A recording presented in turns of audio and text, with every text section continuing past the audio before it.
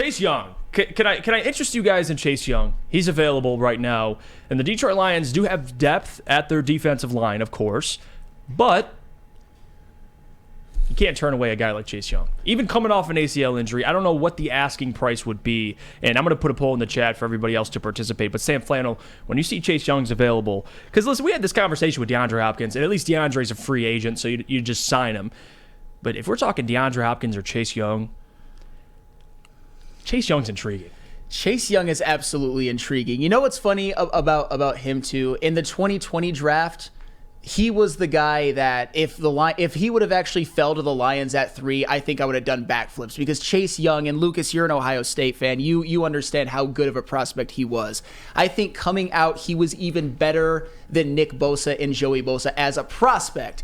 But the problem with Chase Young is he's had some injury issues throughout his career. But people shouldn't forget, though, how good he actually was in 2020 when he was Defensive Rookie of the Year, a Pro Bowler. He had 7.5 sacks, 10 tackles for loss, 12 quarterback hits, 4 forced fumbles, 3 fumble recoveries, including a fumble recovery for a touchdown. Chase Young, I think he's a guy that, obviously, in the past couple of years, he's played 12 out of a possible 34 games. And in those 12 games, he only has a sack and a half, which brings his career total to 9 in 27 games, which that's not great. That doesn't scream to me a dominant defensive lineman. But I also think the last couple of years he's battled injuries, yes. Especially last season. He was never fully healthy and on the field. He was only on the field for 3 games.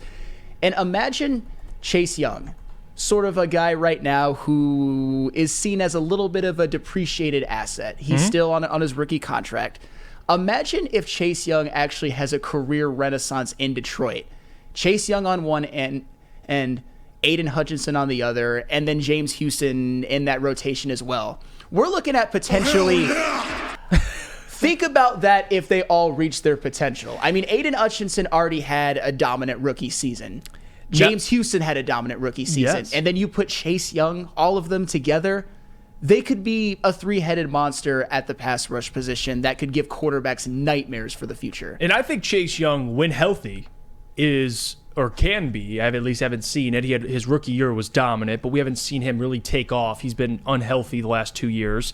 And now he's going into the last contract or last year of his deal. They declined his 5th-year option in Washington.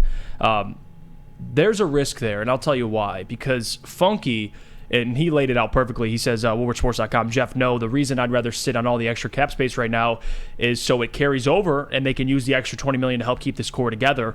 I'm actually 100% with Funky. Although it's intriguing for Chase Young and again, for a depreciating asset like Chase Young, who coming out of college was the best defensive end in college football, period, I would love that. Ohio State, Michigan, combining forces on the Lions, and Chase Young and Aiden Hutchinson terrorizing quarterbacks and the NFC and AFC if they make the Super Bowl.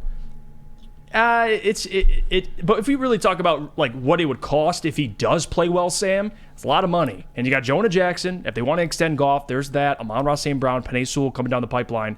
Like there's a lot of guys they're gonna have to pay. So part of me is super intrigued, but then the other part of me is, I'd rather keep the other guys and keep this core together. Because again, if Chase Young, if he was a little older and he was already on a deal, or you can get him a little cheaper, not only are you going to have to trade for him, but you're going to have to extend him as well. And that's where I get pushed away a little bit. Yeah, that is absolutely fair. And imagine if they're able to acquire Chase Young and he does have that breakout season, especially given his talent, given what he did his rookie year, he would obviously ask for a bag. So Chase Young, you never know. Even if you do get him this year and you don't want to extend him, he might be a little bit of a rental. I get what you're saying. Financially, in terms of being fiscally responsible, Chase Young might be seen as a little bit of a luxury, given the fact that at the defensive end position, the Detroit Lions, that's actually one of their stronger positions. Yeah, the question is how much are the Commanders asking for Chase Young? That's probably my question, because if it's low and it's not expensive and you could get Chase Young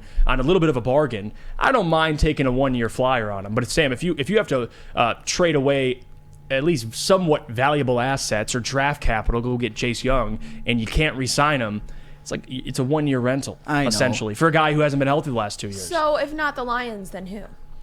Well, you're seeing the Steelers are reportedly in on Chase Young, which I think that makes a lot of sense for Chase Young as well. To go play for Mike Tomlin would be great. JB, help me out here. Voice of reason. You're Brad Holmes. You picking up the phone? You calling? You trying to get Chase Young or what? I'm definitely going to call and see what the asking price is. From what I've heard, that it's probably around a 3rd or 4th round pick, which honestly, I'm not bad with just giving that over for Chase Young. No, honestly, what do you guys think? 3rd, 4th round pick? I mean, that's, if you look at it, I guess, in Brad Holmes' language, 3rd round pick, you're basically trading Kirby Joseph. So he got him in the 3rd round. But Lucas, you're freaking out over there, dude. Toledo, he's in the booth with his coffee. What are your thoughts? Chase Young, you want him? If Chase Young is on the trade block for a 3rd or 4th round pick, and at the bare minimum, it means you're taking a risk on him for a year. And we're doing the same thing with C.J. Gardner-Johnson. And James Houston contract comes up at the end of the year. So now you're giving yourself a weapon for a low price for what he is, because not only is Chase Young an elite pass rusher, but the dude's dominant in the run game as well. So now you have 2 dominant rush stoppers on the edge with Hutch and Chase Young, and then you have Aleem McNeil and Isaiah Buggs. So that's helping our run game to begin with. James Houston, as much as a good pass rusher as he is, he's not like that in the run game. As he can develop that, but you don't know that if he leaves. C.J. Gardner-Johnson could be leaving. So if you get Chase Young for a cheap deal, both those guys leave, and now you have a chance to re-sign Chase Young. That helps your defense out phenomenally for years to come with Hutch on the other side, especially with Kirby in the back.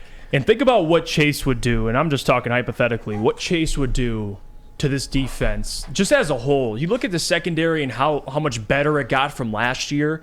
You could argue as a secondary on paper, Sam, I would say they're a top 10 unit, and you could make an argument for them in the top 10, just on paper. Imagine getting Chase Young on this defensive line. You like the defensive line, right? Houston, Aiden, Aleem McNeil, even Levi when he comes back. There's a lot of depth there. But Chase Young would walk in as arguably your second or best defensive end. Think about that. And Aiden and Chase Young with this secondary, it is a risk, but the question is Brad Holmes willing to take their risk? And I haven't really seen Brad do that in his tenure with the Lions yet. He hasn't taken a risk like that yet. Yeah, no. So what makes me be convinced that he'll do that now? That's the question, because we're not Brad Holmes. And I think me and Lucas, and I will be fair, I really, really like Chase Young as a player. Even as a Michigan fan, he's one of my favorite Ohio State Buckeyes ever, and I still can't forget what he did his rookie year, and I think it's gotten undervalued. And Lucas is absolutely right. You mentioned something, even in the past couple of years when Chase Young has had injury-plagued seasons, he's put up pretty piddly sack numbers over the past couple of years. That's just I'm just being real. He grades out very high in run defense, even in his injury-plagued years. And that is something that the Detroit Lions obviously still need help with, given the fact that the defensive line, I think, is still a little bit of a question mark on the interior. You might want to get a guy like Chase Young who can provide very, very good edge, like pass rush off the edge, run stopping off the edge, and maybe even play all along the defensive line. Chase Young, don't get it twisted, is a physical freak. He's got all the size and the speed. He's got everything you could want out of a defensive end. His problem has just been availability. So, like Lucas said, if the asking price is a 3rd or 4th round pick, even as a chance for just a rental, even if you don't want to extend him, I absolutely would take it.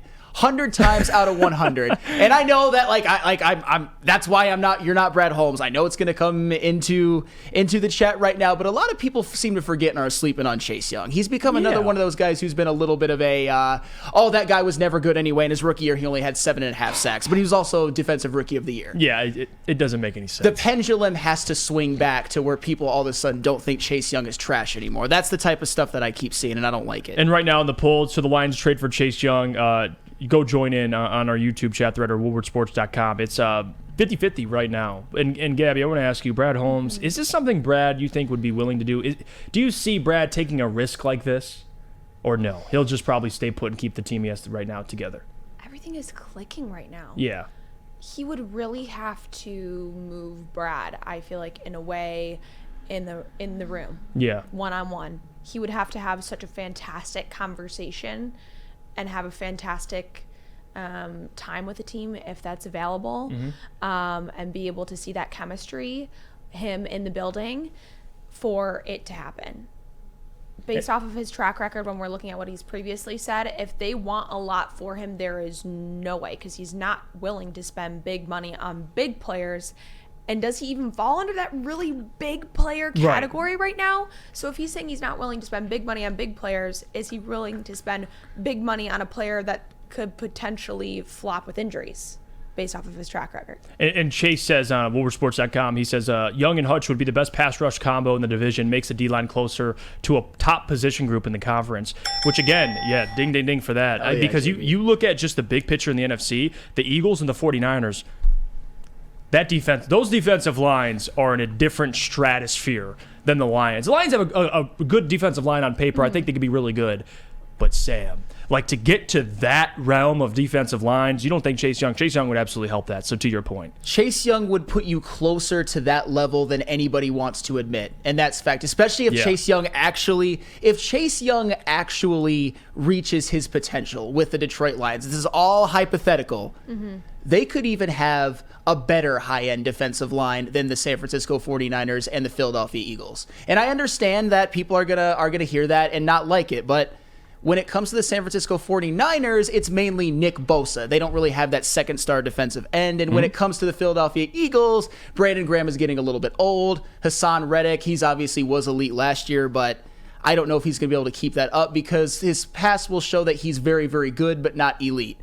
I'm all in on, you know what? I am all in on the bring Chase Young to Detroit train. Well, there you have it. I love Chase Young. There you have it.